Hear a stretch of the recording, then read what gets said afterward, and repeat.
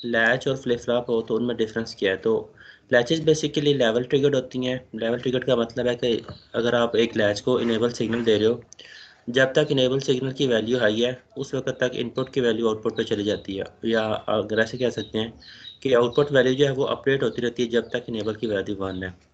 Flip flop के case में ऐसा नहीं होता। Flip flops are usually edge triggered.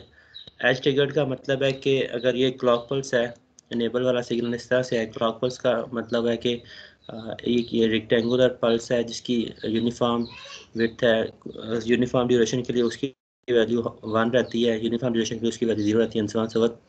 तो जो फ्लिप फ्लॉप्स हैं वो इसके इस क्लॉक के एजेस पे काम करते हैं। अगर फ्लिप फ्लॉप लेट से पॉजिटिव एज ट्रिगर्ड है, इसका मतलब है कि ये वाले एजेस होंगे जब क्लॉक की वैल्यू 0 से 1 जा रही है, इसका मतलब है कि ये फ्लिप फ्लॉप हमारा इन अगर फ्लिप फ्लॉप हमारा अगर पॉजिटिव एज ट्रिगर्ड है तो वो इन पॉजिटिव एजेस के ऊपर वैल्यूज़ अपडेट करेगा आउटपुट की।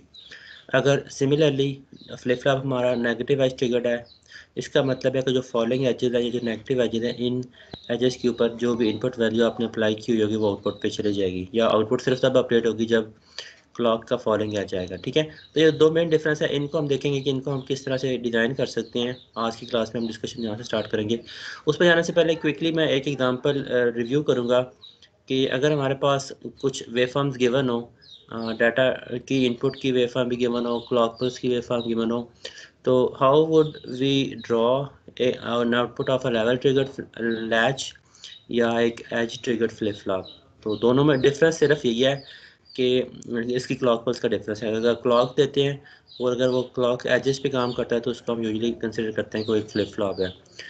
सर्किटरी दोनों की काइंड ऑफ सिमिलर ही है, उसका जो ट्रूथ टेबल बनता है वो सेम बनता है दोनों केसेस में। ठीक है, तो ये एक एग्जांपल गिवन है हमारे पास वेवफॉर्म्स की, कि डाटा की इनपुट है, एक डाटा इनपुट है, कुछ ड्यूरेशन के लिए 0 है, फिर कुछ ड्यूरेशन के लिए 1 है, एंड कुछ 0 and so on so forth. उसके साथ हमने क्लॉक पल्स का सिग्नल अटैच कर लिया। क्लॉक पल्स की जो, इसको मैं क्लॉक स्लैश ई लिखा हुआ है मैंने फॉर योर कन्वीनियंस के, ई इनेबल के लिए है, और उसी इनेबल वाली इनपुट के ऊपर अगर मैं एक रेक्टेंगुलर पल्स दे देता हूँ या उस इनेबल वाले सिग्नल को मैं रिप्लेस करता हूँ इस सिग्नल के साथ, तो ये बेसिकली क्लॉक सिग्नल है। ठीक है, अच्छा अब अगर ये दो सिग्नल्स हम पेयर में देते हैं, ये वाले डी डाटा की इनपुट है और जो क्लॉक ई है, इन दोनों को अगर मैं पेयर में देता हूँ, एक डी लैच को और एक डी फ्लिप फ्लॉप को, तो ये दो तरह की आउटपुट बनती हैं। हम इन आउटपुट्स को रिप्रोड्यूस करते हैं और फिर इसके बाद देख लेते हैं अगर इसमें हमें कोई कन्फ्यूजन हुई तो आप उससे पूछेंगे। Let's try to reproduce these two. देखिए, इनकी अगर वेवफॉर्म हम रिप्रोड्यूस करना चाहते हैं तो हमें ये पता होना चाहिए कि बेसिक फंक्शनैलिटी क्या है। अगर एक डी लैच है, डी लैच का मतलब है कि ये इसकी आउटपुट सिर्फ उस टाइम इंस्टेंट पे अपडेट होगी। डी लैच की आउटपुट सिर्फ उस टाइम इंस्टेंट पे अपडेट होगी जब इनेबल की वैल्यू हाई होगी। तो उसको अगर मैं हाईलाइट कर लेता हूँ, मैं अपने एंड पे इसको मैं अगर स्टोर कर लूँ फॉर आर कन्वीनियंस, तो ये ड्यूरेशन ऐसे हैं जिसके अंदर इनेबल की वैल्यू 1 है, यहाँ पे भी 1 है, यहाँ पे भी 1 है। अच्छा, इन ड्यूरेशन के अंदर इसका मतलब है कि डाटा डी की जो इनपुट होगी वो आउटपुट पे चली जाएगी। इसको भी मैं हाईलाइट कर लेता हूँ, 1 2 3 और ये 4। ये 4 इंटरवल ऐसे हैं जिसके अंदर इनेबल की वैल्यू 1 है।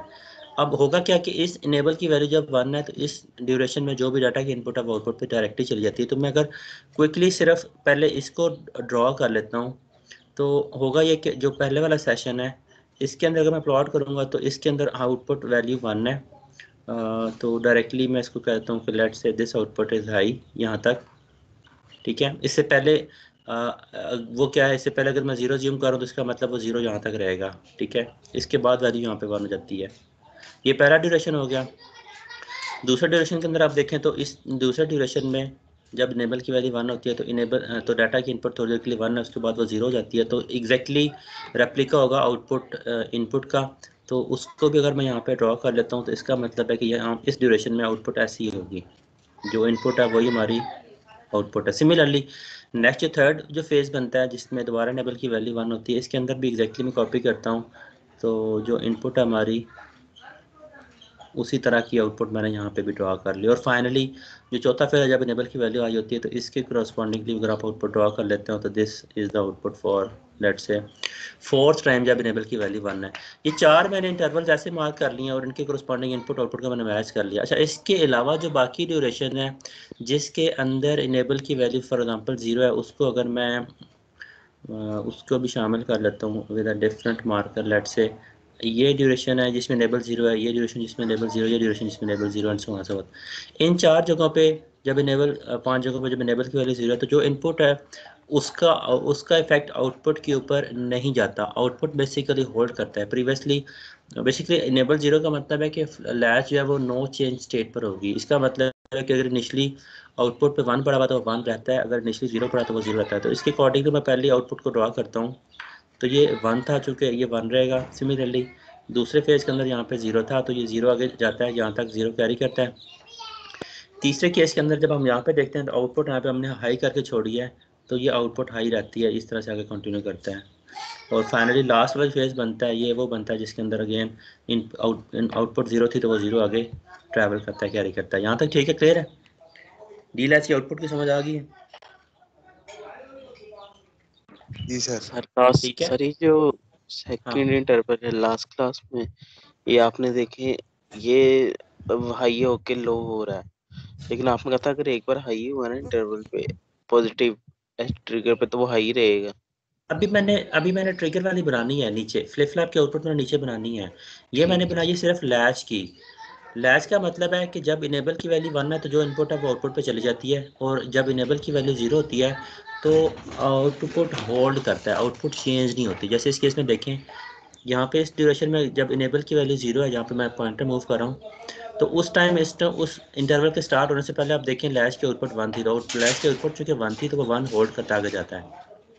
सिमिलरली इस इंटरवल में अगर मैं देखता हूँ, जो थर्ड इंटरवल बनता है जब इनेबल की वैल्यू 0 है, तो इसमें देखें इस टाइम जब इस इंटरवल में हम एंटर होने लगते हैं तो वी सी के आउटपुट इज 0, तो वो 0 बेसिकली कैरी करता है, आगे चला जाता है and so on so fourth. Flip flop की बात करेंगे तो अब फ्लिप फ्लॉप्स का जो है, हम इफ़ वी अज्यूम कि ये एक positive as triggered flip flop है, इसका मतलब है कि इसकी वैल्यू तब चेंज होंगी जब भी क्लॉक की वैल्यू 0 से 1 जा रही होगी। तो उन इंटरवल्स को मैंने यहाँ पे हाईलाइट किया हुआ है। Let me show you that with the marker. देखें, ये इंटरवल है, एक ये इंटरवल है, ये मतलब डिफरेंट पॉइंट्स हैं, ये तीसरा पॉइंट और ये वाला चौथा पॉइंट है। अगर फ्लिप फ्लॉप पॉजिटिव आई टिकट है तो मैंने ये क्लॉक के वो वाले एजेस को मार्क कर ले जहाँ पे इसकी वैल्यू 0 से 1 जा रही है, पॉजिटिव जा रही है। तो इन पॉइंट्स के ऊपर मैं देख लेता हूँ इनपुट की क्या वैल्यूज़ हैं। इनपुट्स को मैंने मार्क कर लिया, इनपुट जो ऊपर डाटा डी वाली इनपुट है। अच्छा, अब होगा क्या कि जब जब ये क्लॉक एजेस आएंगे उस टाइम इंस्टेंट में हम इनपुट की वैल्यू देखेंगे और वही वाली इनपुट की वैल्यू हम डायरेक्टली आउटपुट को दे देंगे। तो अगर इसको मैं ड्रॉ करने की कोशिश करता हूँ तो सिनेरियो ऐसा है कि यहाँ तक जब तक क्लॉक पल्स आती है इस टाइम इंस्टेंट तक क्यू की वैल्यू अनचेंज रहती है। Let's say if this it were 0 initially, तो ये 0 रहेगी। जैसे ही क्लॉक पल्स आती है आप उस टाइम पे देखते हो कि डाटा की इनपुट की क्या वैल्यू है। डाटा की वैल्यू 1 है, जब क्लॉक पल्स आती है तो आउटपुट 0 से डायरेक्टली 1 हो जाएगी, तो ये 0 से ट्रांसफ़र हो गया 1 के लेवल पे। अच्छा, अब ये 1 रहेगा, कब तक 1 रहेगा? जब तक दोबारा लेवल नहीं आता। दोबारा जब लेवल आता है उस टाइम इंस्टेंट पे हम दोबारा देखते हैं कि इनपुट की क्या वैल्यू है। नेक्स्ट अगर मैं दूसरे क्लॉक एज पे देखता हूँ तो उस टाइम पे देखें तो इनपुट की वैल्यू हाई है, तो यही वाली वैल्यू आगे कंटिन्यू करती है, यहाँ तक चले गए हम। ठीक है, इस लाइन से डायरेक्टली आगे चले गए। जब मैं इधर पहुंचता हूँ तो इस टाइम इंस्टेंट पे आप दोबारा देखें, जब क्लॉक की एज आता है तो यू कैन सी कि इनपुट वैल्यू है 0, तो क्लॉक जो उसकी वजह से जो आउटपुट है वो 1 से 0 फॉल हो जाती है। अच्छा, अभी 0 कंटिन्यू करता है। 0 कब तक चलेगा? जब तक दोबारा क्लॉक पल्स नहीं आती। दोबारा क्लॉक पल्स आती है तो उस टाइम इंस्टेंट पे देखें आप इनपुट की वैल्यू हाई है, तो आउटपुट दोबारा 0 से वो ट्रांसफ़र हो जाती है 1 के ऊपर, और ये सिस्टम आगे इस तरह से कंटिन्यू करता है। तो ये देखें मेन डिफरेंस जो बना है लैचेस का और फ्लिप फ्लॉप का, कि लैचेस तब आउटपुट चेंज हो सकती है उनकी जब भी इनपुट की वैल्यू चेंज हो रही हो, और जब इनेबल की वैल्यू 1 हो। इनेबल 1 होगा तो आउटपुट फ़ौरन से चेंज हो जाएगी। फ्लिप फ्लॉप्स में ऐसा नहीं है, फ्लिप फ्लॉप्स में वैल्यूज तब चेंज होती हैं जब भी क्लॉक पल्स आती है। ठीक है। अच्छा, अब अगर मैं इसको डिज़ाइन करना चाहता हूँ, मेरे पास लैचेस अवेलेबल है। लैचेस का डिज़ाइन हम लोगों ने लास्ट क्लास में डिस्कस किया था कि सिंपल लेट से नॉर लैच है हमारे पास, नॉर लैच है, उसके साथ एक मेटल लगाता हूँ मैं इनपुट के ऊपर। मैं आपको पिक्चर दिखा भी देता हूँ लैच की एक। Let's say this is our NOR latch. NOR latch से बना हुआ डी लैच है ये वाला, ठीक है। ये हमारे पास अवेलेबल है। मैं इसको चेंज कैसे कर सकता हूँ मैं फ्लिप फ्लॉप के अंदर? मुझे क्या चेंजेस करनी पड़ेंगी? जैसे ये मैं कंसिडर कर लेता हूँ, let's say this is the block diagram of a D latch, जिसके साथ एक इनेबल इनपुट ई कनेक्टेड है, आउटपुट क्यू और क्यू कम्प्लीमेंट हो रहा है किसके साथ? इनपुट डाटा की है डी, ठीक है। इसको अगर मैं ये क्लॉक पल्स देता हूँ तो ये इस क्लॉक पल्स को ऐसे ट्रीट करेगा कि जब भी क्लॉक पल्स की वैल्यू 1 है उस टाइम इंस्टेंट पर डी की वैल्यू आउटपुट पे चली जाएगी। मैं अगर इसको ऐसे करना चाहता हूँ कि ये आउटपुट सिर्फ तब स्विच करे जब क्लॉक की एजेस हैं, तो मुझे यहाँ पे क्या करना पड़ेगा? क्या चेंजेस करनी पड़ेंगी? कैसे सर बना ट्रुथ सकते हैं टेबल। इसको? ट्रूथ टेबल दोनों का सेम है, ट्रूथ टेबल सेम रहेगा। जो डिफरेंस आना है ना वो आना है कि आउटपुट चेंज कब होनी है। मैं अगर इसको ऐसे समझाने की कोशिश करता हूँ कि अगर दरमियान में मैं एक सर्किट ऐसा सर्किट लगाता हूँ जो मुझे आउटपुट ऐसे जनरेट करके दे दे कि लेट्स से आउटपुट को मैं यहाँ पे ड्रॉ भी कर देता हूँ कि उसके अंदर ऐसी छोटी छोटी पल्सेस आ जाएं। जब भी क्लॉक का एक एज आता है उस टाइम इंस्टेंट एक पल्स जनरेट हो जाए इंसान से हुआ। ऐसे कर सकते हैं। अगर मैं ऐसा सर्किट डिज़ाइन कर लेता हूँ तो उसको हम एक लैच को हम ट्रांसफॉर्म कर सकते हैं फ्लिप फ्लॉप के अंदर। अगर मैं इसको ज़्यादा बेहतर अंदाज में समझाता हूँ तो one better approach would be कि मैं इसी क्लॉक के साथ जो इसकी आउटपुट आ रही है, let's say it's output is, ये इनपुट हमारी क्लॉक है, इसको मैं कहता हूँ let's say this is clock prime. तो मैं करना ये चाह रहा हूँ कि मैं ऐसा सर्किट यहाँ पे लगा लूँ जो कि एक एज यहाँ पे क्रिएट कर दे, एक छोटी सी पल्स यहाँ पे क्रिएट कर दे जब भी एक क्लॉक का एज आता है 0 से 1 वाला, उसके बाद एक एज एक छोटी सी पल्स यहाँ पे क्रिएट कर दे जब भी नेक्स्ट एज आता है, and so on so over. तो सेम सर्किट को अगर मैं सिग्नल डिफरेंट दे देता हूँ ये वाली क्लॉक देने की बजाय, अगर उसको मैं दूसरी वाली ये क्लॉक दे देता हूँ, तो हमारे एक डील है जब वो बेसिकली फ्लिप फ्लॉप की तरह काम करना शुरू कर देगी, राइट। तो इसको करने के लिए जो बीच में अगर मैं एक सर्किट को दूं, ये वाली क्लॉक सिग्नल एक सर्किट को दूं, सर्किट के अंदर हम एज डिटेक्टर लगा लेते हैं। एज डिटेक्टर हमें ऐसी आउटपुट जनरेट करके दे दे कि जिसमें एक आउटपुट छोटी सी पल्स जनरेट हो, छोटे थोड़े से ड्यूरेशन के लिए, इतने ड्यूरेशन के लिए कि जो इनपुट पे डाटा पड़ा है वो फ़ौरन से आउटपुट पे चला जाए और उसके बाद फ़ौरन ज़ीरो हो जाए। तो this D latch would be able to behave as a flip flop. ठीक है, बात समझ आती है? जी सर, ये में होगा क्या तो यूज तो एज डिटेक्टर? डिटेक्टर जो है, एज डिटेक्टर जो है उसके लॉजिक सर्किटरी में तो हमें जाने की ज़रूरत नहीं है। आपको जस्ट इसका आइडिया हो जाए तो that is enough for the course, ठीक है। तो अगर हमारे पास क्लॉक पल्स है उसके साथ में अगर उसको ट्रांसफॉर्म कर लेता हूँ क्लॉक पल्स को इस तरह से कि वो एजेस जनरेट करके दे दे, तो उन एजेस को अगर हम इनेबल पे अप्लाई करते हैं यहाँ पे तो this will be equivalent to a flip flop, ठीक है। दूसरा सोल्यूशन हो सकता है तो ये है कि अगर मैं एक डी लैच को यूज़ करके ये सर्किट बना लूँ जिसके अंदर दो डी लैचेज हैं। दो डी लैचेज को इस तरह से अगर मैं कनेक्ट कर लेता हूँ कि एक पहले वाली लैच को हम एक इन्वर्टर के थ्रू कनेक्ट कर दें, दूसरी वाली लैच को डायरेक्टली कनेक्ट कर दें। इनपुट मैं फर्स्ट वाली लैच को देता हूँ डी पे, और जो आउटपुट मैं रीड करूँगा वो दूसरी वाली लैच के आउटपुट से रीड करूँगा। तो ये जो फॉर्मेशन बनती है this is a master slave setting में हम दो डी लैचेज लगा देते हैं। तो this also starts behaving as a edge triggered flip flop. तो ये एजेस पे ऊपर काम करना शुरू कर देती है। हमें बेसिकली ये एज डिटेक्टर बनाने की ज़रूरत नहीं पड़ती कि जो क्लॉक सिग्नल को मॉडिफाई करेगा। क्लॉक सिग्नल हम वैसे ही रखते हैं जैसा हमारे पास डिफ़ॉल्ट होता है, उसके साथ मैं दो डी लैचेज लगा के एक फ्लिप फ्लॉप का सर्किट, एक फ्लिप फ्लॉप की आउटपुट में अचीव कर सकता हूँ। लेट्स सी कि ये कैसे काम करेगा। मैं इसको समझाने के लिए मैं एक क्लॉक पल्स यहाँ पे जो बनाता हूँ, लेट्स से क्लॉक इनिशियली अगर ज़ीरो है, यहाँ पे फ़र्ज करें इस ड्यूरेशन में क्लॉक ज़ीरो है, इसका मतलब है कि अगर ये जो क्लॉक सिग्नल मैं इधर दे रहा हूँ इसका मतलब है यहाँ पे हम क्या दे रहे हैं? ज़ीरो। इस ज़ीरो का मतलब क्या होगा? दोनों फ्लिप फ्लॉप्स को, दोनों लैचेस को क्या मिल रहा होगा इनपुट के ऊपर?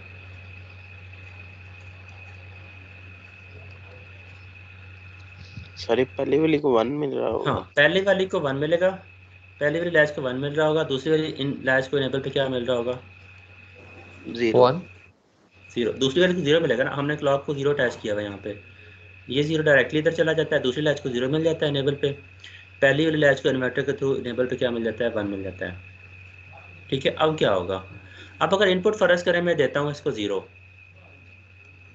0 डायरेक्टली जाएगा आउटपुट के ऊपर,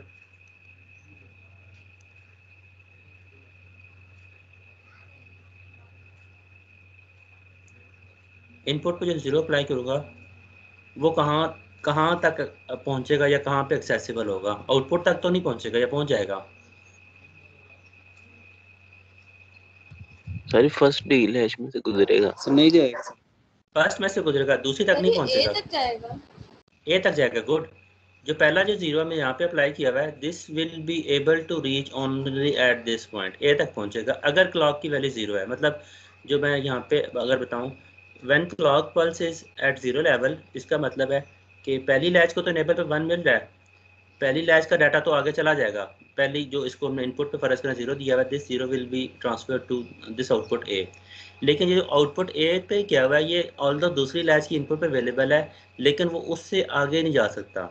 उससे आगे क्यों नहीं जा सकता? क्योंकि दूसरी वाली लैच को इनेबल पे हम क्या दे रहे हैं, यहाँ पे 0 दे रहे हैं। तो दूसरी वाली लैच की जो स्टेट है, आउटपुट स्टेट है, वो नो चेंज पे है, उस पर प्रीवियसली जो भी पड़ा हुआ है वो पड़ा होगा, वो चेंज नहीं होगा, वो 0 आउटपुट पे नहीं पहुँचेगा।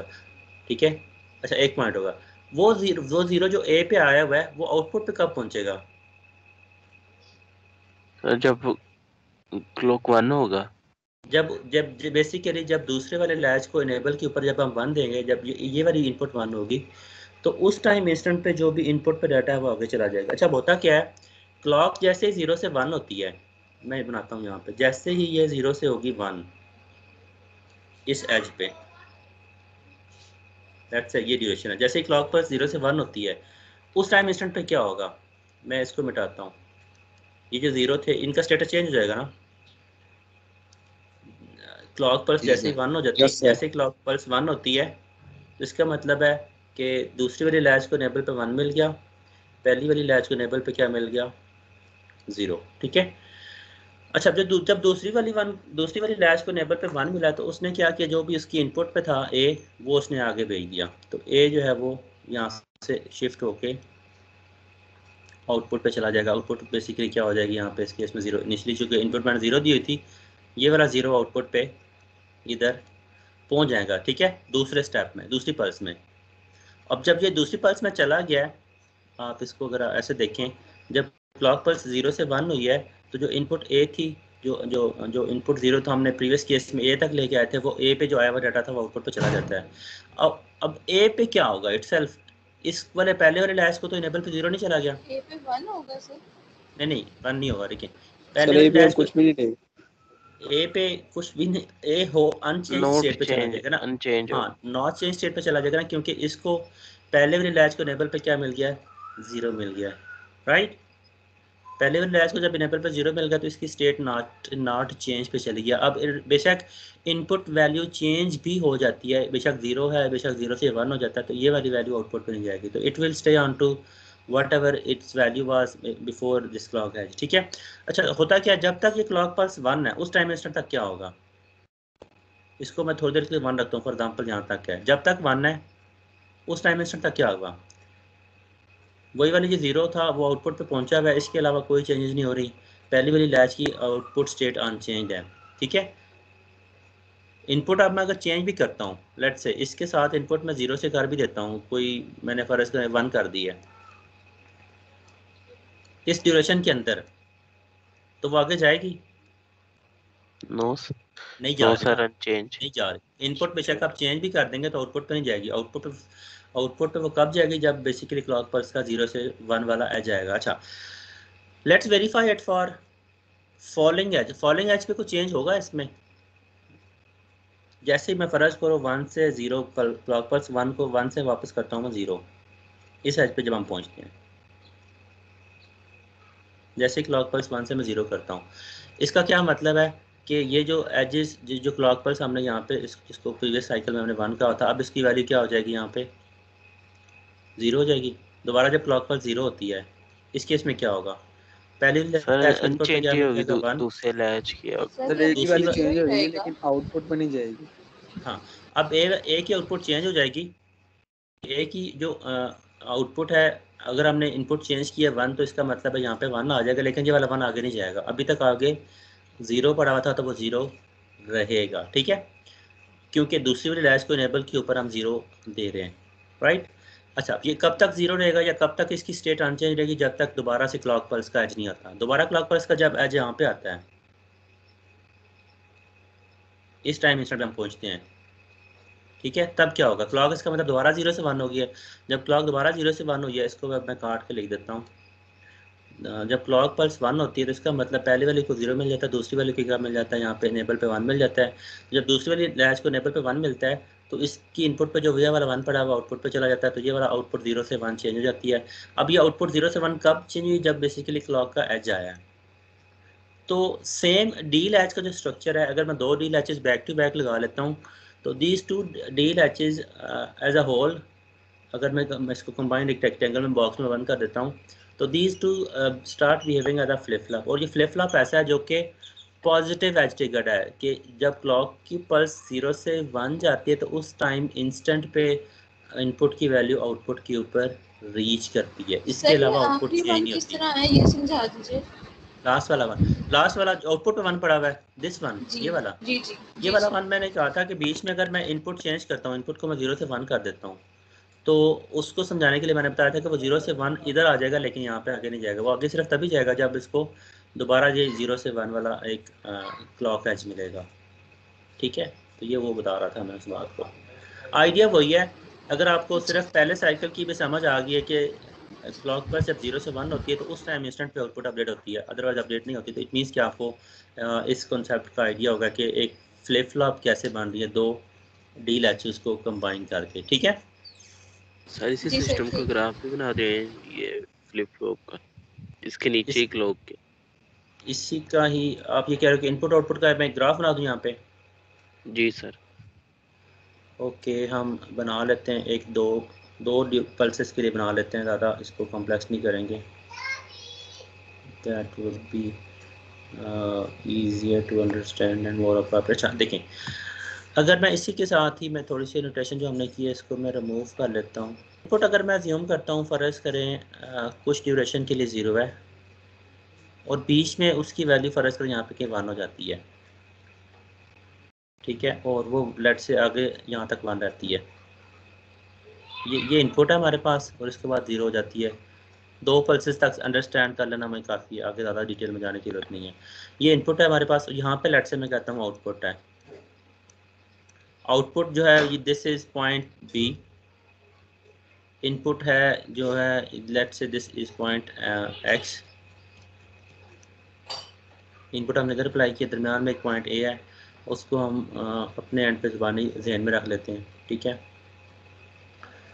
ऑल राइट, अच्छा देखिए, इसकी अगर मैं कर्व ड्रॉ करने की कोशिश करता हूँ तो सी यू कैन सी कि जब इनिशियली क्लॉक की वैल्यू 0 है, इसका मतलब यहाँ पे क्लॉक पे 0 है, इनपुट इज़ 0, इनपुट को मैंने 0 अप्लाई कर दिया। अब जहाँ पे क्लॉक की वैल्यू 0 तो पहले वाले को इनेबल पे 1 मिल रहा है, दूसरे वाले को इनेबल पे 0 मिल रहा है, तो ए तो 0 हो जाता है, लेकिन वो 0 आउटपुट पे नहीं जाता। तो आउटपुट अगर इनिशियली कुछ भी है तो वो अनचेंज स्टेट पे रहती है। इसको हम यहाँ तक कर लेते हैं, लेट से ये अनचेंज स्टेट पे इनिशियली 0 है, लेट से वो 0 रहेगा। अगर वो इनिशियली 1 होता तो वो 1 रहेगा। इफ़ वी अज्यूम लेट से फॉर मोर कन्वीनियंस लेट से इनिशियली आउटपुट जो है वो हाई है, ठीक है, कि आउटपुट क्यू के ऊपर हमने पहले लेट से किसी ऑपरेशन के अंदर हमने 1 मूव कराया हुआ है, तो इसका मतलब है कि आउटपुट यहाँ से स्टार्ट करेगी, यहाँ से आउटपुट 1 होगी, ठीक है, आउटपुट 1 होगी। मैं अज्यूम कर रहा हूँ, आउटपुट 0 भी अज्यूम कर सकते हैं, लेकिन 1 अज्यूम करना ज़्यादा मुझे इंटरेस्टिंग ऐसे लग रहा है, क्योंकि जैसे ही क्लॉक पल्स आनी तो आउटपुट में फ़ौरन से आपने देखना है कि 0 होना है, ठीक है। अच्छा, पहले आपको इस एज की पहले वाले हाफ की समझ आ गई है? इसको मैं एक लाइन लगा के भी क्लियर कर देता हूँ। ओके, ये लाइन बहुत बड़ी है, मुझे वो चूज़ करना पड़ेगा, छोटा सा मार्कर, फिर लाइन लगेगी सही वाली। ओके, फर्स्ट हाफ की समझ आ गई यहाँ तक, अप टिल दिस पॉइंट? जी सर, वो पीछे से ठीक है। यानी हाई थी अभी आउटपुट हाँ, स्टार्ट में अज्यूम किया मैंने। मैंने अज्यूम किया हुआ आउटपुट इनिशियली 1 है और you could assume 0 as well, उससे फर्क नहीं पड़ता। मैंने 1 इसलिए अज्यूम किया क्योंकि जैसे आप ये क्लॉक पल्स आनी तो आउटपुट 0 जानी, तो आपको डिफरेंस फील भी होगा, अदरवाइज वो 0 आता तो 0 आगे चला जाता। अब देखें, जैसे क्लॉक पल्स आती है 0 से 1 होती है, क्लॉक पल्स 0 से 1 होगी, तो इसका मतलब है कि मैं यहाँ पे इस क्लॉक को अपडेट करता हूँ 0 से 1। क्लॉक पल्स को मैंने 0 से 1 किया, जब ये वाला 1 है तो इसका मतलब इधर 1 आ गया, यहाँ पे क्या आ गया, 0 आ गया। और हाँ, इनपुट 0 थी, यहाँ पे 0 आया हुआ था। अब जैसे ये 0 से क्लॉक पल्स 0 से 1 होती है इस एज के ऊपर, तो दूसरे वाले इनेबल को इनेबल पे 1 मिलता है, दूसरे वाले एज को, तो उसकी इनपुट पे जो नंबर पड़ा हुआ था, जो कि प्रीवियस केस में हमने इनपुट 0 दी थी ये वाली, तो वो 0 आगे चला जाता है, तो आउटपुट फ़ौरन से 1 से 0 पे फॉल कर जाती है, तो आउटपुट 1 से हो जाएगी 0। अच्छा, अभी 0 कब तक रहेगा, जब तक लेट से यहाँ तक आते हैं, इस एज तक जाते हैं, जब तक क्लॉक पल्स की वैल्यू 1 है, ये इस पूरे ड्यूरेशन में क्लॉक पल्स की वैल्यू 1 है। तो यही स्टेटस है कि जो इसकी इनपुट पे वैल्यू थी वो आउटपुट पे चली जाती है, और जो पहले वाली इनपुट पे, ये वाली इनपुट 0 थी, इसको बल्कि यहाँ तक करना पड़ेगा मुझे, इसके बाद थोड़ा सा फिर मुझे मैं हाईलाइट करता हूँ। ओके, ये यहाँ तक इनपुट 0 थी, ठीक है, तो आउटपुट हमारे पास 0 हो गई है, ठीक है। अच्छा, अब देखें दरमियान में जैसे इस पॉइंट पे हम पहुंचते हैं, मैं एक लाइन और लगाता हूँ for better understanding. Let's say this is in green. अब मैं जो लाइन लगा रहा हूँ ये वो वाली लाइन है जब इनपुट की वैल्यू तो 1 हो गई है लेकिन क्लॉक का एज नहीं मिला, ये दूसरी लाइन मैंने अभी लगा दी है। यहाँ तक अब क्या होगा, इसके अकॉर्डिंगली अगर मैं देखता हूँ तो सर्किट के अंदर मैं क्या चेंज करूँगा, यहाँ पे इनपुट 1 हो गई है, इनपुट 1 को मैं करता हूँ, हाँ ओके, ये प्रीवियस 0 इधर बेशक पड़ा रहे, इनपुट की वैल्यू अब इस केस में क्या हो गई है, 1 हो गई है। इनपुट की वैल्यू 1 हो गई है, इस ग्रीन लाइन के ऊपर जब हम पहुंचे हैं, इनपुट इज 1 लेकिन क्लॉक का एज नहीं है, क्लॉक की वैल्यू 1 है, आउटपुट इज करंटली 0। अब आउटपुट की वैल्यू स्विच करेगी कि नहीं करेगी, नो सारे फर्स्ट डीरेच नहीं पे नहीं करेगी, चेंज होगी। नहीं करेगी क्योंकि पहले वाला जो जो इनपुट पे 1 आया है वो ए पे नहीं पहुंच सकता, वो ए पे कब पहुंचेगा, जब क्लॉक की वैल्यू जब यहाँ पे जीरो क्या होगी होगी, क्लॉक। जब यहाँ पे क्लॉक की वैल्यू 0 होगी तब वो इस पे पहुंचेगा, ठीक है। तो यह इनपुट 1 हो गई है 0 से, लेकिन आउटपुट नहीं चेंज हो रही या ए की वैल्यू चेंज नहीं हो रही, तो इसको अगर मैं कंटिन्यू करता हूँ इसका मतलब है कि यहाँ तक एज इट इज़ आउटपुट 0 रहेगी, इधर तक हम पहुँच गए, यहाँ तक पहुँच गए, ठीक है। अच्छा, इसके बाद जैसे ही क्लॉक पल्स की वैल्यू 1 से 0 होती है वापस, अब इसको मैं चेंज करता हूँ, इनपुट नहीं चेंज हुई, input is still high, clock pulse की वैल्यू 1 से 0 होती है, लेट्स पुट दिस 0, इस 0 की वजह से यहाँ पे 1 आ जाएगा, यहाँ पे क्या आ जाएगा, 0 आ जाएगा, ठीक है। अच्छा, जैसे ही पहले वाली लैच को इनेबल पे 1 मिलता है तो इसकी इनपुट आउटपुट पे चली जाती है, तो ये ए जो है ये 0 से 1 हो जाता है, यही 0 से 1 हुआ लेकिन ये वाला 1 आउटपुट पे आगे नहीं पहुँचेगा। आउटपुट चूँकि दूसरी वाली लैच को इनेबल पे 0 मिल गया तो उसकी आउटपुट अनचेंज स्टेट पे रहेगी, वो अगर इनिशियली 0 आ रही है, जैसे आप यहाँ पे देखें इस पॉइंट के ऊपर वो 0 आ रही है तो वो 0 आगे चली जाएगी, यहाँ तक आगे अगेन इस पॉइंट तक वो 0 है। अच्छा, इस टाइम इंस्टेंट पे दोबारा अगर आप देखें, जब दोबारा क्लॉक पल्स आती है तो इसको मैं लाइन लगाता हूँ अगेन, जब ये इस टाइम पॉइंट पर पहुँचते हैं दोबारा से, जब दोबारा क्लॉक पल्स आती है तो आप देखिए उस टाइम इंस्टेंट पे इनपुट की क्या वैल्यू है, इनपुट इज़ 1 और यहाँ पे दूसरे वाली इनपुट के ऊपर भी 1 पड़ा हुआ है। तो जैसे क्लॉक पल्स 0 से 1 होती है, इसको मैं करता हूँ 0 से 1, दिस इज़ 1, क्लॉक इज़ 1, तो पहले वाले को 0 मिल गया, दूसरी वाले को 1 मिल गया। जब दूसरी वाले को 1 मिलेगा तो जो इसकी इनपुट पे ये वाला 1 पड़ा था वो आउटपुट पे चला जाएगा, तो आउटपुट फ़ौरन से स्विच हो जाएगी, 0 से 1 पे चली जाएगी और वो आगे ऐसे चलना शुरू कर देगा। तो ये हमारा सिस्टम बन जाएगा, ये हमारा सिनेरियो बना है, ठीक है। तो ये हमारी आउटपुट बनेगी एक फ्लिप फ्लॉप की, जो कि बेसिकली 2 एजेस के ऊपर वैल्यूज स्विच हुई हैं, ठीक है। इसमें थोड़ी सी आप प्रैक्टिस करेंगे, ये जैसे बार बार मुझे ये करना पड़ रहा है कि क्लॉक को मैं 0 करता हूँ, इनपुट को 0 करता हूँ, तो आपको समझ आ जाएगी, एक दफ़ा खुद से कर लो कुछ समझ आ जाएगी, इतना मुश्किल कॉन्सेप्ट है नहीं, ठीक है। ओके, तो सर इसके हमने, प्रैक्टिस हाँ, क्वेश्चन कहीं पे हैं इसके solve? Practice question basically book में वेव फॉर्म्स गिवन है, बुक में भी गिवन है, एक्सरसाइज भी गिवन है, आप उनको एक दफ़ा गो थ्रू कर लीजिए, या इवन जो हमने एक्सरसाइज में जो लेक्चर नोट्स में जो डिस्कशन की, जैसे आपको बहुत सी एग्जांपल मिलेंगे, ये वाली एग्जांपल है, प्रीवियस लेक्चर में भी डिफरेंट एग्जांपल्स थी, उनको भी आप देख सकते हो। तो इसके अलावा जब मैं कोई असाइनमेंट दूंगा तो उसमें कुछ क्वेश्चंस डाल दूंगा, तो उनको भी अगर आप लोग कर लोगे तो आपको ज़्यादा बेहतर समझ आ जाएगी, ठीक है। तो ये वेवफॉर्म्स की प्रैक्टिस एक्चुअली आप कर लें, क्योंकि इनकी हमें ज़रूरत और भी पड़ेगी। अभी तो ये स्टार्टिंग में मैं इंट्रोडक्शन में दे रहा हूँ, मैं ज़्यादा डिटेल में बता देता हूँ, बाद में फिर हम जब इसको पढ़ देंगे 2-3 दफ़ा तो आई विल अस्यूम कि आपको ये चीज़ें आती हैं, ठीक है। तो थोड़ी सी प्रैक्टिस कर लीजिएगा। इवन यू कैन ट्राई, यही वाले सिग्नल्स आप दोबारा से खुद से भी रिप्रोड्यूस करने की कोशिश करोगे तो आपको समझ आ जाएगी, ठीक है। ऑलराइट, चलें कंटिन्यू करते हैं। ये जो हमने एक बॉक्स बनाया हुआ था, this was our D flip flop. 2 D latches को मैंने बंद कर दिया एक इन्वर्टर के थ्रू सेपरेट करके। तो जो फ्लिप फ्लॉप्स हैं उसको अगर मैं जो एक मास्टर स्लेव कॉन्फ़िगरेशन में अगर मैं लगाता हूँ, अगर पहले कन्वर्टर लगाता हूँ दूसरी को सिंपल लगाता हूँ, तो ये पॉजिटिव एज ट्रिगर बनती है।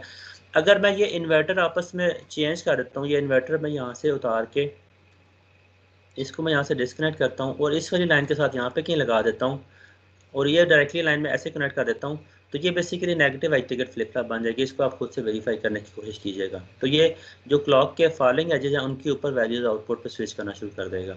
तो जो नेगेटिव एज ट्रिगर या पॉजिटिव एज ट्रिगर है, इसके अगर मैं ब्लॉक डायग्राम वाइज बताऊँ तो थोड़ा सा डिफरेंस यूज़ किया जाता है लिटरेचर के अंदर। अगर पॉजिटिव एज ट्रिगर है तो उसके साथ यहाँ पे एक क्लॉक सिग्नल बना दिया जाता है, एक छोटा सा एरो लगा देते हैं inside the clock, inside the latch, ठीक है। तो ये इंडिकेट करता है कि ये एक फ्लिप फ्लॉप है और ये पॉजिटिव एज ट्रिगर्ड है। पॉजिटिव और नेगेटिव में क्या डिफरेंस है कि जब नेगेटिव एज ट्रिगर्ड हम फ्लिप फ्लॉप डिफाइन करते हैं तो उसके अंदर एक छोटी सी बबल भी लगा देते हैं, एरो तो हम लगाते ही हैं टू इंडिकेट कि ये क्लॉक सिग्नल है। उस क्लॉक के साथ मैं एक बबल लगा देता हूँ जो कि ये इंडिकेट करता है कि ये नेगेटिव एजेस पे वैल्यूज को स्विच करेगा। तो usually we work with the block diagrams. ये उससे ऊपर जितनी भी डिस्कशन हमने की ये बहुत पीछे रह जाती है कि बेसिक हमारी ये वर्किंग थी किस तरह से। और जो मेन डिफरेंस है दोनों में, फ्लिप फ्लॉप्स में और लैचेस में, लैच के ऊपर कोई सिंबॉलिक रिप्रेजेंटेशन नहीं होती, डायरेक्टली ही लिखा हुआ है, अंदर कोई क्लॉक पल्स नहीं है, कोई एरो नहीं लगा हुआ। इसका मतलब है कि ये एक सिंपल लैच है, ये इनेबल पे काम करेगा। जब तक इसकी वैल्यू 1 होगी उस टाइम इंस्टेंट पे जो भी आप इनपुट दे रहे होगे वो आउटपुट पे शिफ्ट होता रहेगा, ठीक है। तो ये आप इनको जेन में रखिएगा, आपको मे बी इसकी ज़रूरत पड़े लिटरेचर में, बुक्स में देखते हुए अगर डिफरेंट एग्जांपल्स आप देख रहे हो तो डिफरेंट सिस्टम्स की डिफरेंट आउटपुट्स जनरेट हो सकती हैं, ठीक है। ऑलराइट, चलें यहाँ तक क्लियर है। मैं अब आगे चलना चाह रहा हूँ। हमने ये थोड़ी सी डिस्कशन शायद इस पे की थी एसआर की नैंड लैच के ऊपर, याद है किसी को या नहीं की? कि अगर मैं ऐसे बना देता हूँ एक मेमोरी एलिमेंट लैच इस तरह से बनाता हूँ तो इसमें क्या फ़र्क होगा? इसका ट्रूथ टेबल बना सकते हैं, इसके ट्रूथ टेबल में क्या एंट्रीज होंगी, कैसे कैसे वेरी करेगा ये?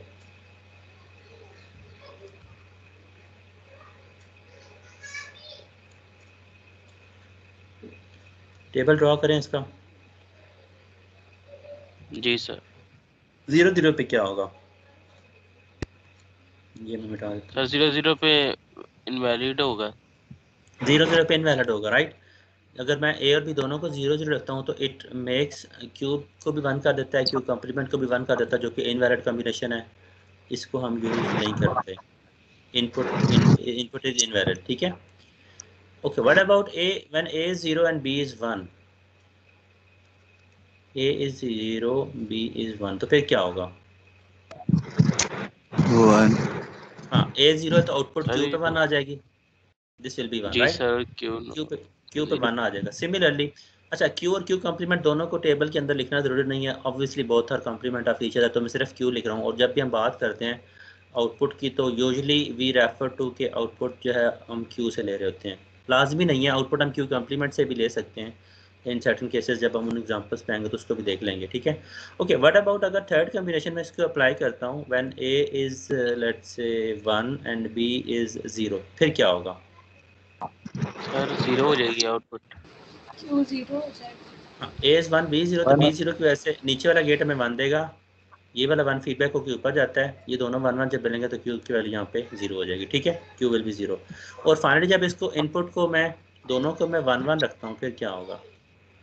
अनचेंज हाँ, स्टेट। दोनों जब 1-1 होंगे तो this would result in no change state, कि जो इनपुट वैल्यू आप अज्यूम करेंगे वही वाली आउटपुट वैल्यू दोबारा से आपको मिल जाए। इफ़ यू अज्यूम 0 है तो आपको 0 मिल जाता है, अगर आप 1 अज्यूम करोगे तो आपको 1 मिल जाएगा। Let's try this to verify. क्यों अगर मैं 0 अज्यूम करता हूँ इनिशली, इसका मतलब है ये 0 फीडबैक हो किधर आ रहा है, नीचे वाला गेट हमें क्या देगा, 0 1 पे आउटपुट 1 देगा। यही वाला 1 फीडबैक होकर ऊपर जा रहा है, यहाँ पे ऊपर वाले गेट को दोनों इनपुट्स 1 मिलती हैं तो वो आउटपुट वो 0 जनरेट करता है। इसका मतलब 0 आपने अज्यूम किया, आपको वापस क्या मिला, 0। ठीक है। सिमिलरली अगर मैं 0 के बजाय यहाँ पे दूसरे केस के अंदर फर्ज करें मैं 1 अज्यूम करता हूँ, let's say if Q were initially 1, Q 1 होने का मतलब है कि इस इनपुट को आप यहाँ पे 1 अज्यूम करोगे, जब ये दोनों 1 होंगे नीचे वाला गेट हमें क्या प्रोड्यूस कर देगा, 0। ये वाला 0 फीडबैक होकर ऊपर जा रहा है, इसका मतलब एक input A is equal to 1 है, दूसरी इनपुट 0 भी, इस 0 को ऐसे आउटपुट दोबारा से 1 हो जाएगी। तो 1 अगर इनिशली आपने ज्यूम किया तो आउटपुट 1 हो जाती है, अगर आपने 0 ज्यूम किया तो आउटपुट 0 हो जाती है। तो इसकी वजह से हम कह सकते हैं कि आउटपुट जो है वो नो चेंज स्टेट पर है। ठीक है। तो ये हमारा एक ट्रूथ टेबल बनता है एस आर के थ्रू। अगर मैं बनाऊँ तो ये एक नैंड लैच बनती है, सॉरी नैंड लैच के थ्रू बनी एक एस आर फ्लिप फ्लॉप है, या एस आर लैच है, फ्लिप फ्लॉप नहीं कह सकते हम इसको। अच्छा, इसके बाद थोड़ी सी डिस्कशन मैं करना चाह रहा हूँ कि सेट रीसेट इसमें हम कैसे कह सकते हैं। इसको मैं बताने के लिए पहले मैं इनको रिमूव कर लेता हूँ। जैसे हमने नॉर लैच में डिसाइड किया था कि एक आउटपुट हमारी सेट है, एक आउटपुट हमारी एक मतलब सेट ऑफ इनपुट्स में से ए और बी में से एक आउटपुट को 1 कर देती है, एक आउटपुट को 0 कर देती है। तो उसकी बेस पे हमने उनको नाम असाइन किया था कि one of them is set and one of them is reset. उसी तरह से अगर मैं यहाँ पे देखता हूँ कि कौन सी इनपुट कम्बिनेशन ऐसा जो आउटपुट को 1 करता है, कौन सा इनपुट कम्बिनेशन ऐसा है जो कि आउटपुट को 0 करता है, उस पर भी जाने से पहले क्विकली अगर मैं रिव्यू करता हूँ नैंड गेट की लॉजिक को, ये जो मैंने ऊपर एक डायग्राम बनाई हुई है, इसकी समझ आती है कि 0 का ज़्यादा कंट्रोल है नैंड गेट के साथ। नैंड गेट जब स्ट्रक्चर हम जी लगा सर। रहे हैं तो 0 को ज़्यादा कंट्रोल है कि 0 को आप इनपुट अगर आप 0 दे देते हैं, if one of the input is 0 तो you can directly right output, हमें दूसरे इनपुट को देखने की ज़रूरत ही नहीं है। लेकिन अगर मैं इनपुट 1 देता हूँ तो मुझे दूसरी इनपुट को देखना पड़ेगा कि दूसरे इनपुट का क्या स्टेटस था। ठीक है। तो इसमें जो ज़्यादा कंट्रोल है, कंट्रोलिंग इनपुट जो है या जो ओवर राइडिंग इनपुट है या जिसका ज़्यादा उसका रोल है वो 0 का है। तो हम जब हम बात करते हैं कि आउटपुट को सेट कौन कर रहा है या आउटपुट को रीसेट कौन कर रहा है, तो हम देखते हैं कि इनपुट वैल्यू 0 कौन सी है जो आउटपुट को 1 करती है। जैसे अगर आप यहाँ पे देखें आउटपुट को 1 कौन कर रहा है, यहाँ पे ए 1 कर रहा है। जी ए की जब सर। वैल्यू 0 है, ए की जब वैल्यू 0 तो आउटपुट 1 हो जाती है। आउटपुट बेसिकली सेट होगी, समझिए बात की, आउटपुट सेट हो जाती है जब ए 0। इसको मैं एक्सप्लेन कर भी देता हूँ। Output is set when A is 0। इसका मतलब है कि ए जो है उसको हम रिप्लेस कर देते हैं एस के साथ। तो दिस इज इनपुट एस कि ये सेटिंग इनपुट है। सिमिलरली आउटपुट जो है रीसेट कब होती है, इसको मैं कहता हूँ this is reset.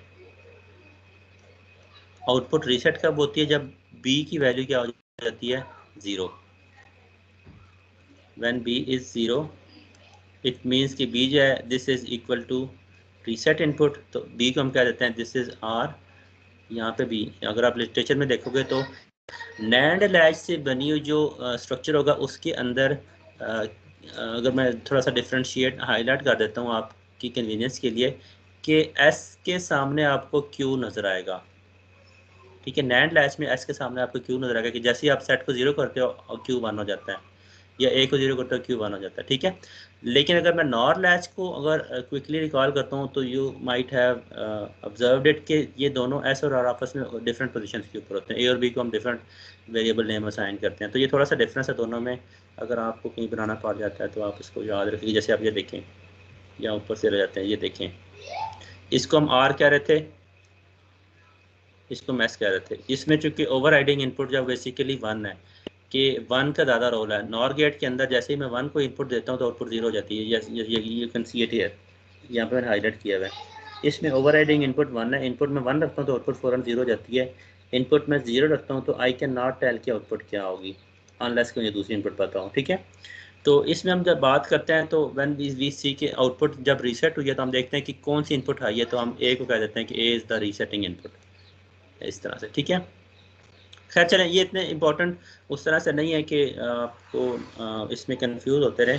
These are just naming convention. आपको नाम ना भी आता हो तो you can simply use A and B, उसको बाद में आप रिप्रोड्यूस कर सकती हैं, या इसका जो ट्रूथ टेबल बनता है इवेंचुअली वो सेम बनता है, तो इसमें इतनी एम्बिग्विटी में जाने की जरूरत भी नहीं पड़ती समटाइम्स। ठीक है, तो अगर मैं नैंड लैच के साथ जो हमने एसआर की एक नैंड लैच डिज़ाइन की है, इसके साथ अगर मैं इनेबल को शामिल करना चाहता हूँ तो मुझे यहाँ पे क्या इनपुट्स यूज़ करने चाहिए? क्वेश्चन ये है कि अब यहाँ पे क्या लॉजिक होगी, यहाँ पे क्या सर्किट होगा जो ये फंक्शनैलिटी इंप्लीमेंट कर दे। एक्चुअली इसकी हमें ज़रूरत क्यों है, इनेबल को क्यों शामिल करना चाह रहे हैं सिस्टम के अंदर?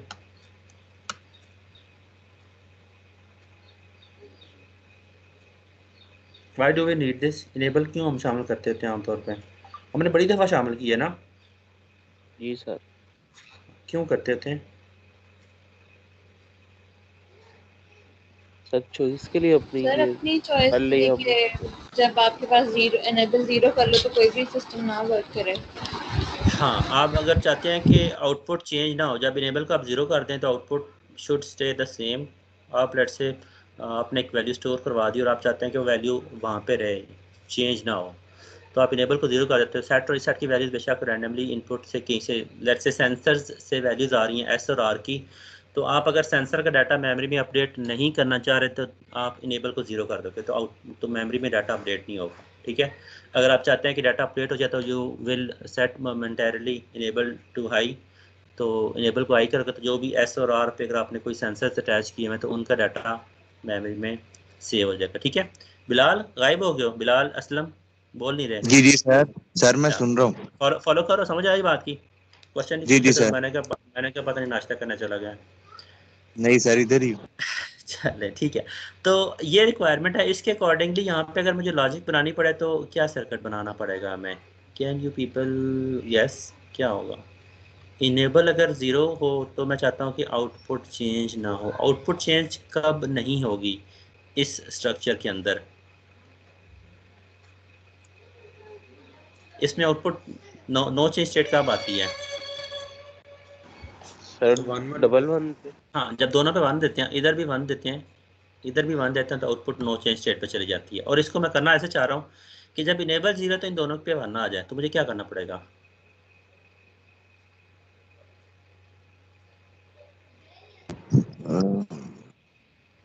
सर नैंड गेट से नैंड नहीं गेट होगा ना। नैंड गेट से ट्राई कर सकते हैं, जी let's sir. See. NAND gate हम अगर हम लगाते हैं यहाँ पे,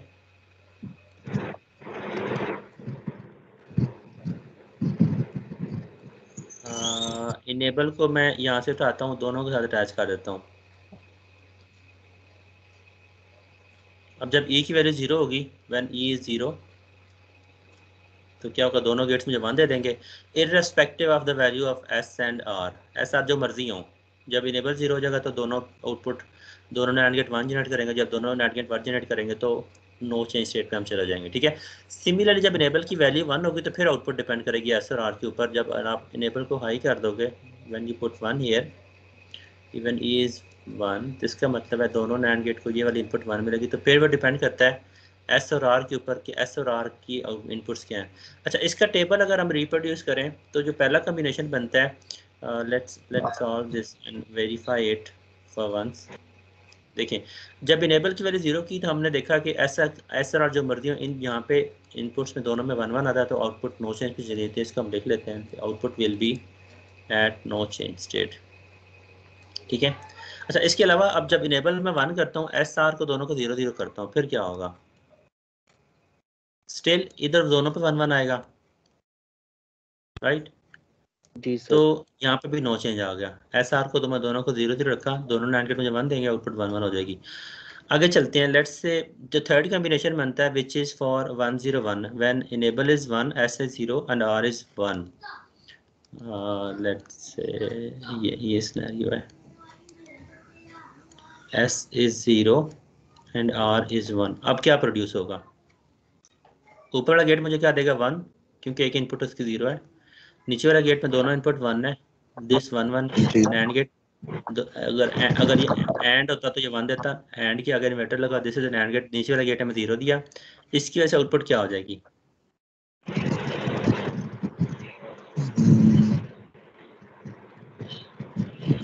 नीचे नीचे वाला NAND क्यू कॉम्प्लीमेंट पे क्या आएगा, यहाँ से इधर क्या आएगा 1, एक इनपुट 0 है, एक इनपुट 0 है, दिस इज 1, ये वाला 1 ऊपर जाता है, ऊपर वाला 1 1 हमें क्या देता है आउटपुट 0, तो क्यू क्या आ जाता है इस केस में 0, Q is 0, Q complement is 1। ठीक है, सिमिलरली नेक्स्ट में कंटिन्यू करता हूँ, जब आप इसको इनपुट दे देते हो, फर्ज करें 1 0, फिर क्या होगा,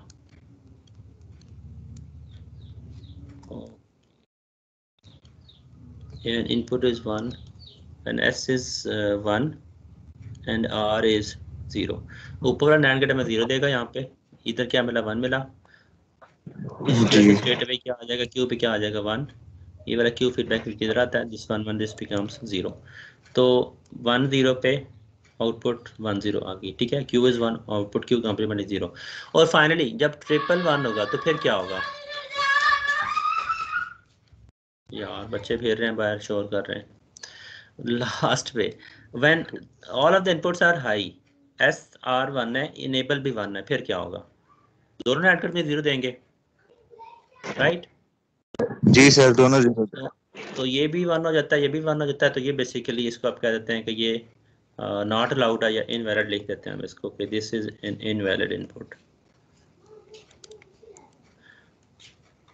अच्छा, लिटरेचर में जब हम इसको एसआर लैच से सर्किट्स डिज़ाइन करेंगे तो when we refer to the truth table तो हम इस टेबल की बात करेंगे, इसको आप प्रैक्टिस कर लें, इसको आप जहन में उठा लें, दिस इज़ वेरी इंपॉर्टेंट, इसको बेस बना के हम ये एनेबल के बगैर वाले का एक बार ट्रूथ टेबल दिखाइएगा प्लीज। इसे ऊपर जाए तो ये वाला जी सादा, हाँ, ये दोनों में डिफरेंट है, ये बेसिकली लैच है, ये डिफरेंट बेसिकली ये बेसिक लैच है, इसको हम यूज नहीं करते, वी डोंट यूज दिस, इसको यूज करके हमने ये जो स्ट्रक्चर नीचे बनाया ये यूज होती है लिटरेचर में। ठीक है, तो जब हम सिस्टम्स की सर ये नॉर वाले के साथ का नॉर जैसा एक्ट कर रहा है ये वाला भी, ये जो है ना this table, this is table, इसको मैं लिख देता हूँ, this table is equivalent to NOR, एक सेकेंड, राइट साइड पे स्क्रॉल नहीं हो रहा, I think space is not sufficient, NOR latch के इक्वल है ये बिल्कुल। ठीक है सर, यही टेबल है, इसको आप बेशक with respect to this structure याद कर लें, या अगर आप with respect to NOR latch का स्ट्रक्चर याद करें। नॉर लैच में थोड़ा सा डिफरेंट ऐसा है, सर्किट डिफरेंट है कि उसमें जब हमने इन नॉर गेट्स के साथ इनेबल अटैच किया है तो वो इनेबल अटैच करने के लिए हमें यहाँ पे बीच में एंड गेट लगाने पड़ते हैं टू मेक श्योर कि इनेबल 0 तो आउटपुट नो चेंज स्टेट पे चलिए, थोड़ा सा डिफरेंट है, यहाँ पे नैंड गेट लगाने पड़ते हैं हमें इस कंडीशन को अचीव करने के लिए कि जब इनेबल 0 है तो output should go to no change state, no change state के लिए मुझे इन दोनों को बंद करना पड़ता है, जब यहाँ पे दोनों को बंद करता हूँ तो इसके लिए मुझे बेसिकली इधर नैंड गेट लगाने पड़ते हैं। अगर मैं नॉर लैच के ऊपर जाऊँ, मैं क्विकली आपको दिखा भी देता हूँ, जो हमने नॉर लैच बनाई, एसआर लैच बनाई थी with enable E using NOR gates, तो ये नॉर गेट्स के थ्रू बना हुआ था स्ट्रक्चर था, उसमें हम यहाँ पे एंड गेट्स यूज करते हैं। इसका जो ट्रूथ टेबल बनेगा this is equivalent to that table. देखिए यहाँ पे बेशक देख लें, एसआर लैच है जो S1 है तो आउटपुट 1 है, S0 तो आउटपुट 0 है, यहाँ पे वेरीफाई करें, S0 तो आउटपुट 0 है, S1 है तो आउटपुट 1 है। इसके अलावा जो कॉम्बिनेशन है एक तो नो चेंज वाला और एक इनवैलिड है, वो दोनों आपस में स्वैप हो जाते हैं, उन दोनों का रोल डिफरेंट है। तो जो ज़्यादा इंपॉर्टेंट जो कॉम्बिनेशन है वो बेसिकली आप इसको जहन में रख सकते हो कि आउटपुट डायरेक्टली डिपेंड करती है क्यू इस पे एस के ऊपर, नॉर लैच से आप बना लें या आप नैंड लैच से बना लें, output is dependent upon input Q, और इसी को ही हम मेमोराइज कर लें तो दिस इज़ सफिशिएंट। इसके साथ आपको क्यू कॉम्प्लीमेंट हर दफ़ा याद करने की ज़रूरत नहीं है। ठीक है, जब हम सर्किट्स डिज़ाइन करेंगे तो we usually refer to this table again and again, इसको आपने एक दफ़ा ज़हन में बिठा लेना, एक दो दफ़ा आप रिप्रोड्यूस करोगे तो आप बड़ी आसानी से इसको समझ जाओगे और आप याद भी कर लोगे। तो output Q is directly dependent upon S, कि एस अगर 0 है तो आउटपुट 0 आती है, एस अगर 1 है तो आउटपुट 1 है। अच्छा, उसके बाद अगर नैंड लैच है, नैंड लैच से बना हुआ स्ट्रक्चर है तो इसमें 1 1 वाला इनवैलिड कॉम्बिनेशन है, और अगर मैं नॉर लैच से देखता हूँ तो इसमें भी कौन सा कॉम्बिनेशन इनवैलिड होगा, 1 1 वाला या बाय द वे। इसके अंदर अगर आप देखें इनेबल को 1 करते हो, RS को 1 करते हो, तो ये दोनों NAND गेट में 1 देते हैं, इधर 1 आता है, इधर 1 आता है, तो this tries to make both output 0। Again same ditto copy है, fully same to same table है। ये नॉर लैच का बना हुआ था जिसको हमने प्रीवियस क्लास में बनाया था। जस्ट RS की वैल्यूज़ को मैंने आपस में इधर उधर लिखा हुआ है, काउंटिंग में ऊपर नीचे आ रहे हैं रिजल्ट्स जस्ट, ठीक है। और यहाँ पे भी वही है, तो S0 है तो आउटपुट 0 है, S1 है तो आउटपुट 1 है, और दोनों में जब SR को दोनों को 1 1 करते हो तो इनवैलिड आ जाता है, ठीक है। तो इस टेबल को आप ज़हन में बिठा लो, दोनों लैचेस के लिए आप एक दफ़ा प्रैक्टिस कर लोगे रिप्रोड्यूस करने की, तो ज़्यादा बेहतर तरह से आप इसको समझ जाओगे। आई होप फ्यूचर में हमें इन चीज़ों की इतनी इस पर टाइम नहीं लगाना पड़ेगा, आपको समझ आ गई होगी इसको ड्राई रन करने की, ठीक है। चलें फाइन, मैं आगे मूव करता हूँ। इस लैच में चूँकि एक मसला है ऐसा NAND लैच में, वो मसला अगर हम हाईलाइट करें तो यू कैन सी कि इसमें इनवैलिड कम्बिनेशन आता है विच इज़ फॉर 111। जब SE इनेबल को और SR दोनों को 1 1 करते हैं तो इनवैलिड आ जाता है। इसको कंसिडर कर लो या आप नॉर लैच वाले की कंसिडर कर लो, बात एक ही है दोनों के इसमें। दोनों में जब इनपुट 1 1 आती हैं तो नॉट वैलिड वाला कम्बिनेशन या नॉट अलाउड वाला कम्बिनेशन या इनवैलिड इनपुट वाला कम्बिनेशन आ जाता है। इसको हम अवॉइड ऐसे कर सकते हैं कि अगर हम एक इनपुट कम्बिनेशन के साथ स्ट्रक्चर हम ऐसा लगा लें, जैसे आप ये अगर इसको कंसिडर करते हैं तो ये डिज़ाइन को मैं थोड़ा सा मॉडिफाई करूँगा। इसको मैं जैसे ही मॉडिफाई करता हूँ तो ये एक न्यू लैच बन जाती है जिसको हम लिटरेचर में JK लैच से कंसिडर करते होते हैं, to solve this combination.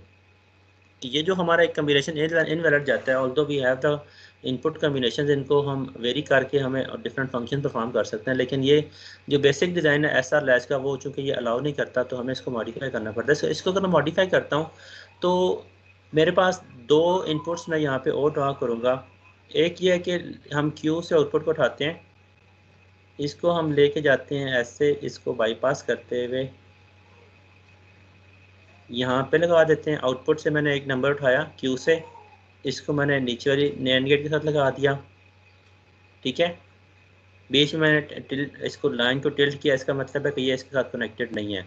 Similarly इस वाले आउटपुट को मैं उठाता हूँ, Q कम्प्लीमेंट वाले आउटपुट को उठाता हूँ, इसको मैं ऊपर लेके जाता हूँ, इसको मैं पहले वाले NAND गेट स्ट्रक्चर के साथ ऊपर से इस तरह से अटैच करता हूँ। बाकी डिज़ाइन वही है NAND लैच का, NAND latch which enable with enable, बाकी सारा सेम है। जस्ट मैंने 2 लाइंस और लगा दी हैं और इससे ड्रामेटिकली लैच का जो रोल है वो टोटली डिफरेंट हो जाता है। Let's verify this using a truth table.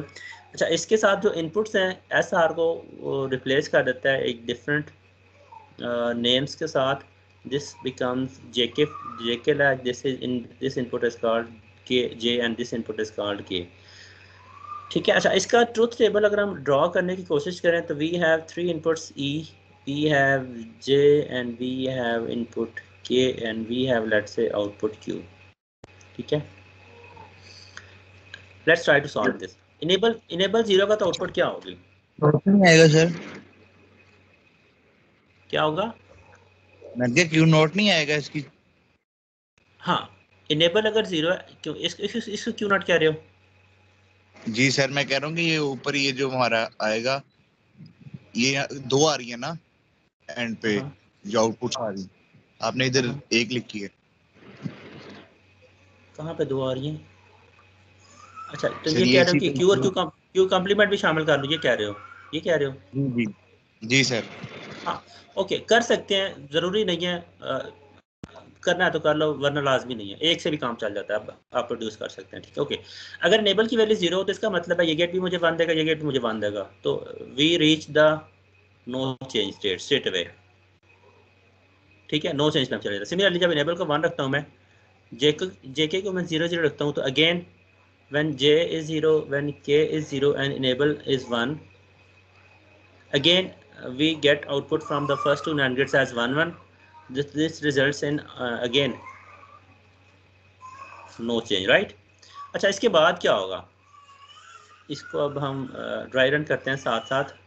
हमारे पास अभी 15 मिनट पड़े हैं, तो आई होप हम इसको कंप्लीट कर लेंगे। देखिए, अब तीसरा कम्बिनेशन अगर मैं देता हूँ, let's say when enable is 1, इसके रिमेनिंग कम्बिनेशन में मैं इनेबल को मैं 1 रखूँगा। इसके साथ अगर आप J 0 रखते हैं, K 1 रखते हैं, आउटपुट क्या होगी? व्हेन J 0, इसका मतलब ऊपर वाला गेट हमें 1 देगा, नीचे वाला गेट हमें क्या देगा? 1 1 पे 0 दे देगा। 0 जी जी सर।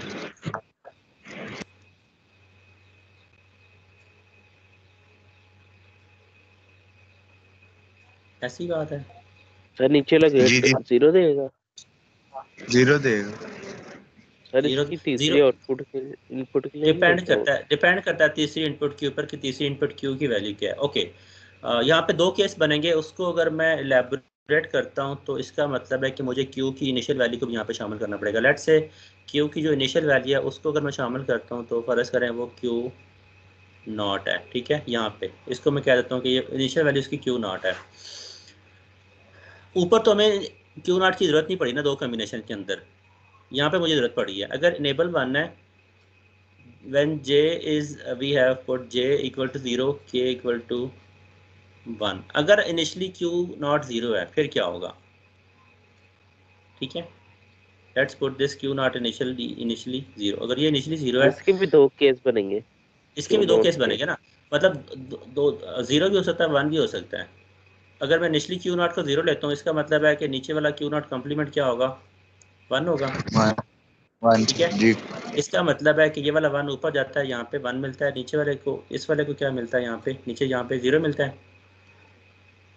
ठीक है, चलें जी ऐसे सर। कर लें, ऐसे कर लेते हैं। जब ये नीचे वाले को 0 मिला, इसका मतलब दोनों नैंड गेट ने मुझे क्या प्रोड्यूस किया? यहाँ पे 1 प्रोड्यूस कर दिया। दोनों जब जी 1 सर। प्रोड्यूस जी सर। करते हैं तो आउटपुट क्या आती है? नो चेंज पे आता है ना। जी सर। जब यहाँ पे जब दोनों पे 1 1 आता है तो इसका मतलब है नो चेंज होता है, राइट। तो इसका जी मतलब है सर। कि 0 था तो आउटपुट अगेन 0 रहेगी। तो इसका मतलब है कि if Q not is 0 initially तो आउटपुट क्या हो जाएगी यहाँ पे? 0, ठीक है। What if this Q not were initially 1, फिर क्या होगा? अगर इसको मैं 1 अज्यूम कर लेता हूँ, इनेबल इज ऑल्सो 1, और इसके साथ में जे को 0 रखता हूँ, के को मैं 1 रखता हूँ, फिर क्या होगा? इसको अब मैं मिटाता हूँ, जो हमने ये वाली चेंजेस की थी यहाँ पे। क्यू अब मैं इनिशली क्या अज्यूम कर रहा हूँ? वी आर अज्यूमिंग कि क्यू इनिशली लेट से 1 है, क्यू नॉट इनिशली 1 है, ये 1 है, जिसका मतलब ये क्या होगा? 0 होगा। अच्छा, तो अब देखिए फीडबैक कैसे आ रहा है? क्यू नॉट 1 है, इधर 1 आ रहा है, यू कैन सी ये वाला 1 इधर आता है, इसका मतलब नीचे वाला गेट में क्या दे देगा? 0। ये क्यू नॉट 0 ऊपर जा रहा है, ऊपर वाले गेट में क्या दे देगा? 1। अब आउटपुट क्या होगी? क्यू नॉट पे क्या आएगा? 1। नीचे 1 आ 1। जाएगा, गुड गुड 1 आ जाएगा, 1 आएगा, 0 आएगा। ऐसे देखते हैं, ऐसे देखते हैं, देखें नीचे वाले नैंड गेट को यहाँ पे 0 दे रहे हैं कि इनपुट, ये 0 दे रहे हैं, जी सर। जी सर। जी ये नीचे वाला गेट मुझे क्या दे देगा? 1 दे देगा। जी सर। जी सर। 0 आएगा इसकी वजह से यहाँ नॉट। पे 1 आ जाएगा, ये वाला 1 फीडबैक होकर इधर जा रहा है, ऊपर वाला गेट मुझे क्या दे देगा? ये 1 से चेंज होकर क्या हो जाएगा? 0। Output is 0।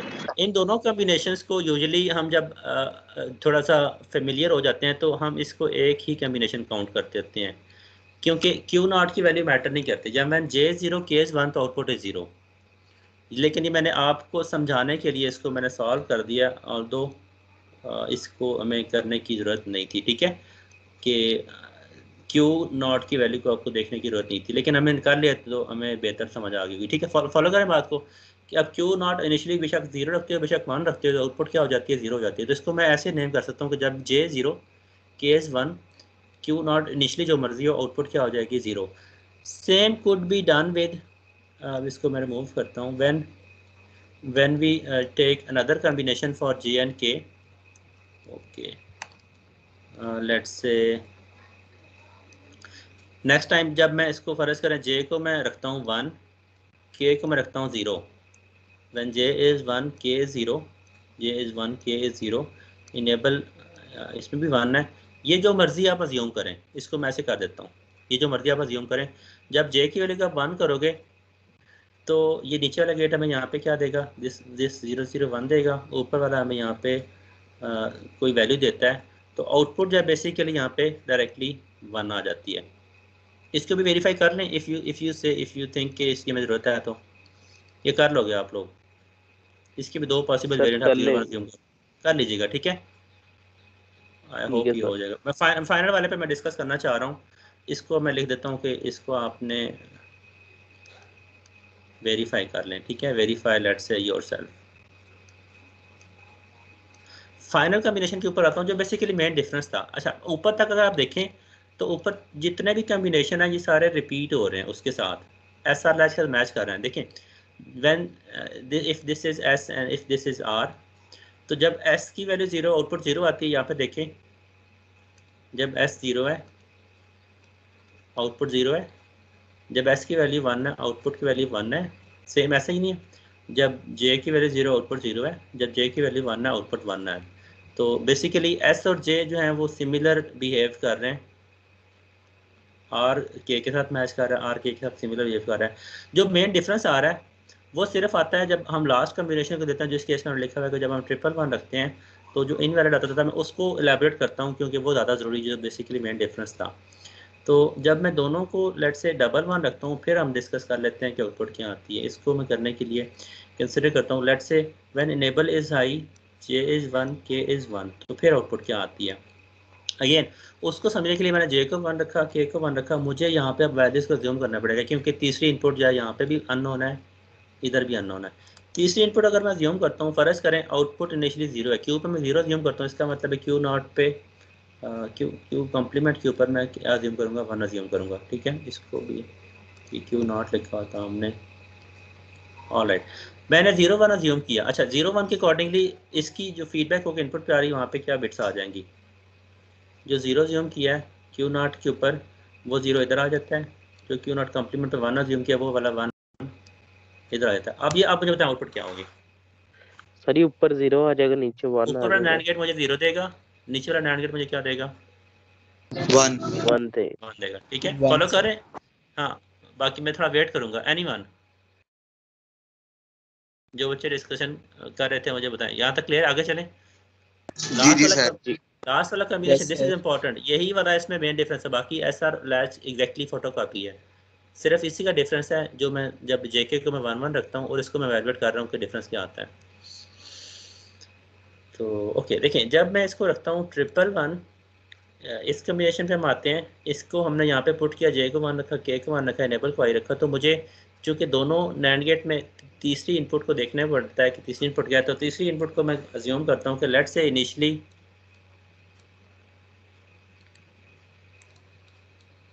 इनिशियली क्यू 0, अगर इनिशियली क्यू 0 अज्यूम करता हूँ, इसका मतलब क्यू कम्प्लीमेंट 1 अज्यूम कर रहा हूँ।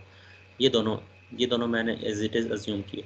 अच्छा, इन दोनों की वैल्यूज़ को जब मैंने यहाँ पे पुट किया, शुरू में लेके आया, यू कैन सी क्यू इधर आता है फीडबैक होके ऐसे आ रहा है, इधर मैंने 0 लेके आ गया और ऊपर मैं लेके चला गया यहाँ पे ये वाला 1। ठीक है, अच्छा अब इसके बाद क्या हुआ, ऊपर वाले नैंड गेट में तीनों इनपुट्स आई हैं तो this will produce 0 at output. नीचे वाले नैंड गेट में चूँकि एक इनपुट 0 था, इसने आउटपुट पे 1 प्रोड्यूस कर दिया। अच्छा इसकी वजह से होगा क्या, तो मैं डायरेक्टली आउटपुट लिख सकता हूँ, ऊपर नैंड गेट को जो कि एक इनपुट ये वाली 0 मिल रही है तो this will give us output high, ये स्ट्रेट अवे 1 हो जाएगा। ये 0 से चेंज होकर क्या हो जाएगा, 1 हो जाएगा। अच्छा जैसे ये वाला 1 हुआ है, इसका मतलब है कि ये वाला 1 फीडबैक होकर इधर आया नीचे, इसके साथ नीचे वाला गेट हमें क्या देगा, दिस 1 क्या हो जाएगा, ये वाला स्टेट अवे 0 होगा। अब हमारी इनिशियल स्टेट ये हो गई है, एक पे 1 हो गया और एक पे 0 हो गया। अच्छा अब मैं फर्ज कर ये अज्यूम करता हूँ, अगर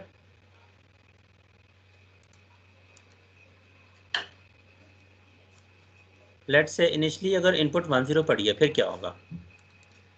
अगेन इसको मैं रिमूव करता हूँ, ये जो हमने लिखा हुआ था इसको मैं रिमूव करता हूँ।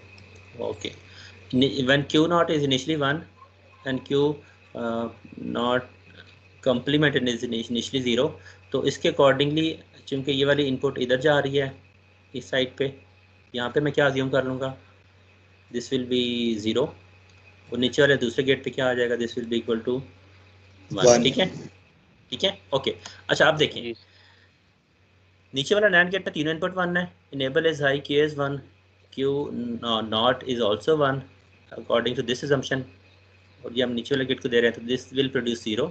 जो ऊपर वाला नैंड गेट उसमें चूंकि एक इनपुट 0 है तो वो आउटपुट प्रोड्यूस करेगा 1। अच्छा ये जो 1 0 आ गया, इसकी वजह से होगा क्या, ये जो नीचे वाला गेट स्ट्रक्चर है ये क्या प्रोड्यूस करेगा, एक इनपुट इसको 0 मिली है ना, तो ये आउटपुट प्रोड्यूस करेगा 0 से 1 हो जाएगा। अच्छा यही वाला 1 फीडबैक होकर पीछे भी जा रहा है, ये 1 यहाँ पे अपीयर होगा।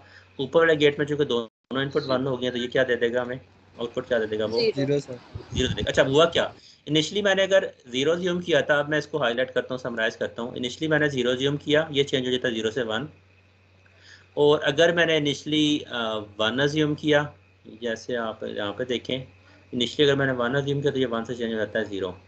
तो ये जो स्टेट बनती है जिसके अंदर हम दोनों इनपुट्स को 1 1 दे रहे हैं, इसको अगर मैं यहाँ पे समराइज कर देता हूँ, when q is not is 0 और ये 1 q not is equal to 1, जब jk 1 है और नेबल की वैल्यू 1 है, तो दोनों दफ़ा काम एक तरह का ही हो रहा है कि just a second, this is 0, this is 1 1 1 1, दोनों स्ट्रक्चर में काम एक ही तरह हो रहा है कि q नॉट की वैल्यू टॉगल कर रही है। इसको हम कहते हैं कि जेके फ्लिप फ्लॉप के अंदर, जेके लैच के अंदर ये टॉगल स्टेट है कि जब आप इनपुट 1 1 दे दोगे, जेके की वैल्यू 1 1 दे दोगे, तो आउटपुट पे जो भी पड़ा हुआ है, अगर वो 0 पड़ा हुआ है तो वो 1 हो जाएगा, अगर वो 1 पड़ा हुआ है इनिशियली तो वो 0 हो जाएगा। Same is true for Q not complement as well, क्योंकि दोनों आपस में डायरेक्टली कनेक्टेड हैं। इसमें अगर आप क्यू नॉट कॉम्प्लीमेंट की से आउटपुट ले रहे हैं किसी लैच में, किसी फ्लिप फ्लॉप में, तो इसको भी जब जेके पे आप 1 1 दोगे तो 1 से 0 हो जाएगा इनिशियली, अगर 1 था तो 0 हो जाएगा, और अगर इनिशियली आप 0 जूम करते हो तो वो 0 से 1 हो जाएगा। और ये कंडीशन रिपीट होती रहती है। जब भी क्लॉक पल्स आएगी, जब भी इनेबल की वैल्यू 0 से या इनेबल की वैल्यू 0 से 1 होगी, अगर इसको हम ट्रांसफॉर्म कर लेते हैं एक लैच से फ्लिप फ्लॉप की तरफ, तो जब भी क्लॉक का एज आएगा तो वो देखेगा आउटपुट के ऊपर क्या पड़ा हुआ है। आउटपुट पे अगर 0 पड़ा तो उसको 1 कर देता है, अगर 1 पड़ा हुआ तो इसको वो 0 कर देता है। ठीक है, क्लियर होगा यहाँ तक? जी सर, क्लियर हो। अच्छा, यहाँ पे मैं एक ना आपको क्लास पार्टिसिपेशन असाइन करूँगा। वी हैव अबाउट 5 मिनट्स में इसको एक्सप्लेन करता हूँ। यही वाला जो स्ट्रक्चर ऊपर है, इसको मैं ऐसे कहता हूँ